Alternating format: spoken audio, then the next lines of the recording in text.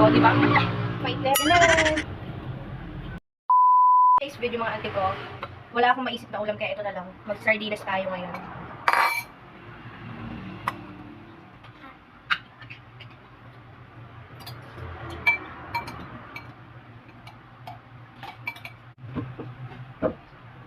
Sinasangkapan ko siya.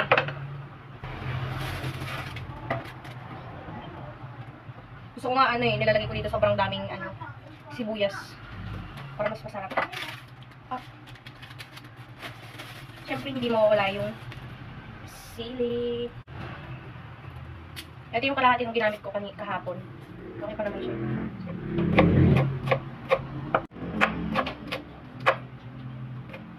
Sarap to guys. Gawin nyo rin ito. Pag wala kayong maulam. Ano na, bubugbugan natin siya. Sarap niyan.